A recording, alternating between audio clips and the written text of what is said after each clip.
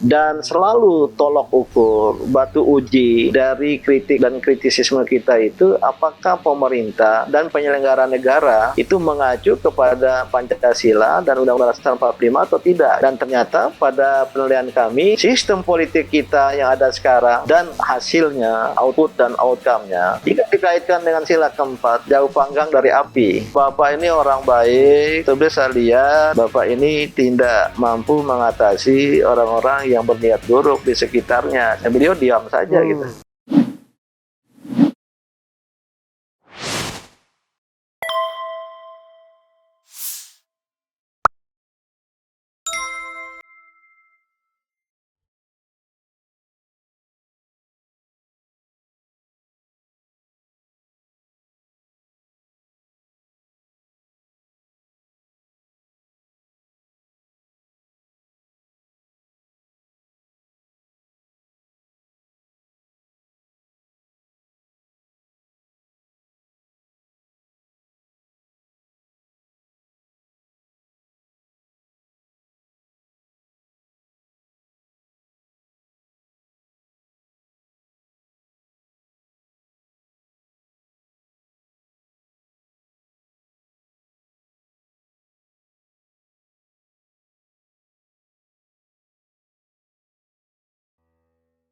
Nah, saya melihat perintah Presiden Jokowi ini ya, dengan segala hormat dan takzim saya, dan kita tetap sikap dasar saya pribadi, sikap dasar Muhammadiyah juga ya, itu sangat loyal kritis. Kita tuh loyal terhadap pemerintahan yang sah berdasarkan konstitusi. Dan Pak Jokowi sah berdasarkan konstitusi kan? Berdasarkan pemilu demokratis berdasarkan konstitusi. Walaupun Pilpres kemarin saya juga menyimpan kritik dan cukup keras. Tapi kalau sekali sudah diputuskan, dan apalagi lembaga negara sudah melantik, maka ya sah apa adanya gitu. Harus kita terima, harus kita dukung. Itu bentuk loyal kritis. Dan ini adalah derivasi, refleksi dari keloyalan kita kepada negara. Ya, sebagai warga negara, pertama dan utama sekali kita loyal kepada negara. Baru pada pemerintah, terutama yang sah dan demokratis terpilih secara konstitusional tadi itu gitu. Tetapi kemudian ya kita sebagai warga negara harus kritis, apalagi sebagai muslim yang berpegang pada amar ma'ruf dan nahi mungkar gitu. Dan ini dimungkinkan. Itulah loyal kritis gitu. Nah, kritisme yang kita tampilkan ini bukan karena like or dislike.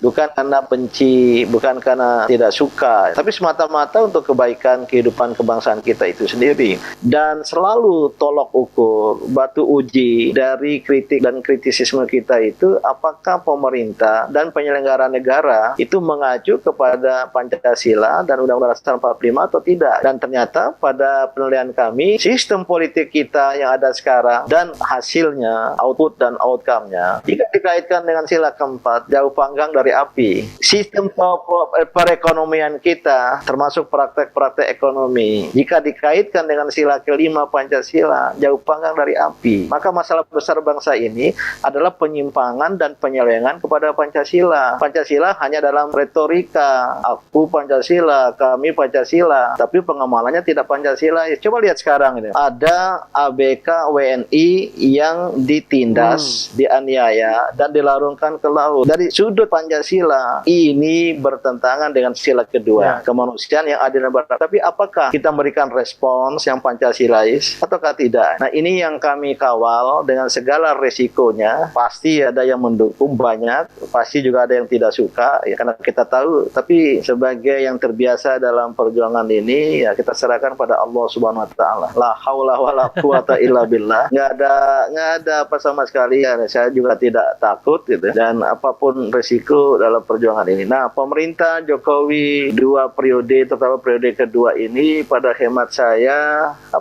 bermula dan memulai dari catatan, dari sesuatu yang patut kita catat gitu. Sama proses Pilpres itu sendiri, sampai kepada staffing, seperti staffing kabinet, sampai kepada bagaimana hubungan dengan oligarki, dengan kleptokrasi. Dan saya pribadi tidak perlu disebut ini punya pengalaman pribadi. Soal kleptokrasi atau oligarki itu, Bro? Soal ketaksungguhan, soal ketaksungguhan, termasuk dalam menghadapi kleptokrasi dan oligarki itu ya bolehlah di ruangan ini, karena juga sudah sering saya sampaikan dalam ceramah ya. Beliau itu dulu pernah ya, waktu saya memimpin PPP Muhammadiyah ke istana, mungkin yang ada gambar ini di perpustakaan ada ya, beliau pakai baju militer itu, minta tolong kepada PP Muhammadiyah untuk membantu pemerintah menghadapi dan mengatasi mafia. Dan disebutkannya mafia itu dari satu ya, sampai dari mafia beras, mafia gula, garam, daging, sampai ke mafia pendidikan, itu jumlahnya belasan itu. Kami bilang siap. Tapi apa yang terjadi? Mafia merajalela. Mafia semakin merajalela. Itu mafianya berganti atau mafianya yang sama tuh, Prof? Sebenarnya? Saya nggak tahu. Saya bukan ahli mafiologi ya. Saya bukan ahli mafiologi, kriminologi ya. Tapi kenyataannya ada, masih kuat. Dan ini akan merusak ya, tatanan good governance. Yang kedua ya, ternyata ada pihak-pihak yang sebenarnya ingin mencari keuntungan dari posisinya di kehidupan negara ini. Kalau mau terus terang, saya nggak usah free riders ya, ya, tidak juga, tidak gelap ya, terang-terangan, bahkan di awal, di depan untuk mendukung sebuah proses gitu. Jadi bukan free riders ya, apa namanya, ya by intention dia menunggang seperti itu. Nah ini yang pada hemat saya ya, Pak Jokowi itu orang baik, saya tahu, saya sering berinteraksi dengan beliau ya, selama saya jadi utusan khusus 1 tahun lebih gitu. Cuma saya bilang, Bapak ini terlalu terbuka ya, ini hanya untuk RH ini saya buka. Terima kasih. Karena saya dicecar, saya harus berada begitu. dicecar. Kalau enggak kan nanti orang mana dicecarnya. Silakan Prof, terus Prof.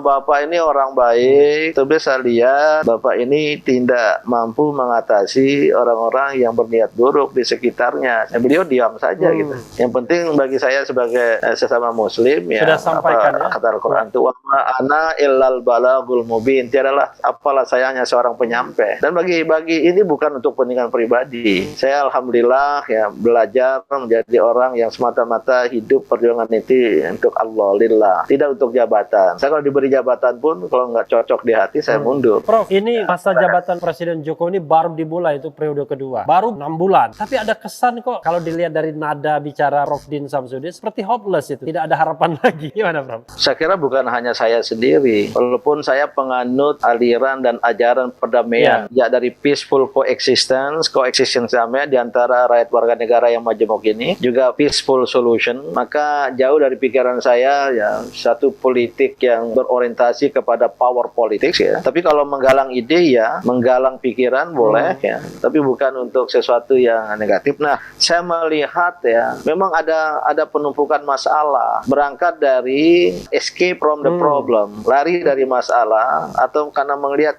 masalah itu tidak dianggap masalah, sehingga terjadi penumpukan masalah. Dan ketika terjadi penumpukan masalah, dipandang bukan masalah. Nggak apa-apa, apalah istilahnya itu ya, nggak apa-apa.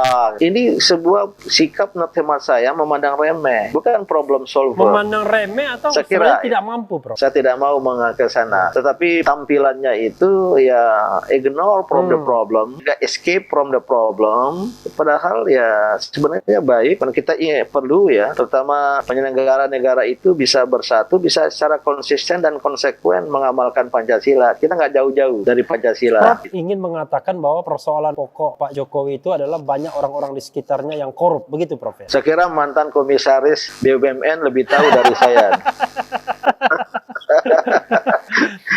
Karena berada pada jarak paling dekat kan ya. Sebenarnya tidak juga dekat-dekat. Tapi coba lihat saja. Oke, kita bicara fakta, bukan asumsi. Kasus dan skandal Jiwasraya itu adalah mega skandal korupsi uang rakyat. Dan ini adalah state capture corruption, korupsi yang dikendalikan oleh negara. Sangat berbahaya sekali. Ketika itu dicoba-coba untuk ditutup-tutupi sampai sekarang kan. Mungkin mereka merasa dilalahnya ada corona sehingga tidak ada yang mempersoalkan Jiwasraya. Kalau saya dan kawan-kawan saya, kita akan kejar ke ujung dunia. Ini kejahatan. Sesungguhnya adalah kejahatan besar terhadap rakyat. Extraordinary crime against the people. Karena melibatkan, apalagi jika uang-uang itu ada tali temali dengan politik, maka perlu diungkap.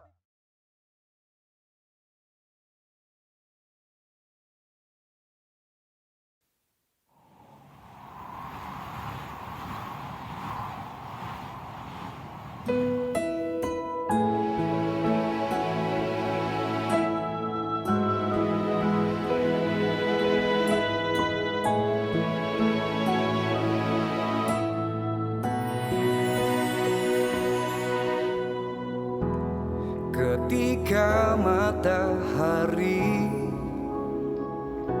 hanya di atas kepala, panas melelehkan. Padang yang luas, tak ada naungan, tapi Engkau pemimpin adil. Tuhan memberi kabar gembira. Setiap manusia adalah khalifah di muka bumi ini, tapi Engkau khalifah dari khalifah. Kau dinaungi, kau diselamatkan. Oh, dari hari pembalasan Engkau bisa bawa mata air kebaikan bagi manusia.